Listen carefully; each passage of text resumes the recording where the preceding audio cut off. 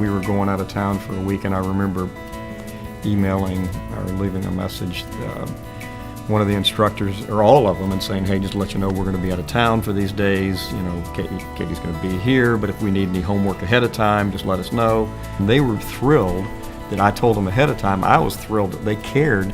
The fact that we know sometimes that can be stressful on a child when the parents are away for a few days. This is when they're 12 years old. That made me feel like I had them at the right place. If that teacher actually cared, wanted to know, let me know that they were concerned about it, and they would keep a special eye out to make sure that she was feeling okay and handling the fact that she was not, you know, that we were out of town for a few days. That carries all the way through to the time they're seniors. Karen's right. They truly know these kids, and they're as proud of them as we are.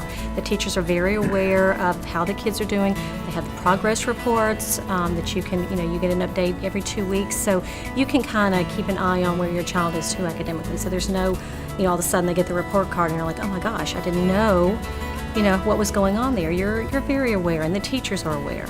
I'm a member and a past board member of Patrons of the Arts, and we basically financially and through volunteer efforts support the arts here at Trinity.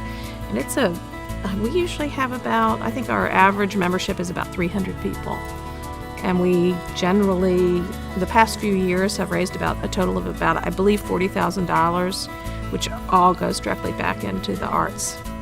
You can be the lead in a school play and then leave that, and 30 minutes later change clothes and be the leadoff batter on the baseball team.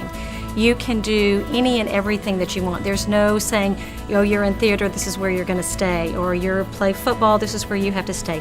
There is a mix of kids. They're able to do whatever they want.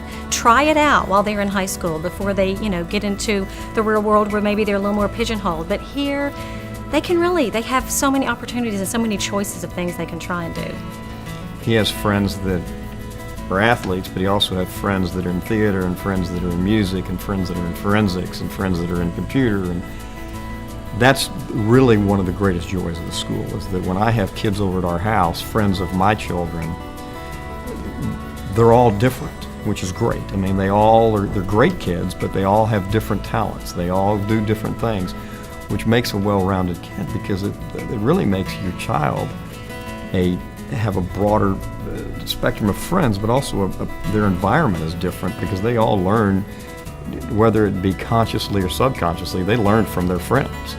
And I think that it makes a more well-rounded child. That's what you come to appreciate, I think. I certainly have, and Lisa has, is that the level of education you get when you matriculate Trinity is extraordinary, and is as strong an education at that point as many kids receive, through 4 years of college. You've accumulated all the skills necessary to be successful in life, and that's, I think, pretty unusual in both public and private education.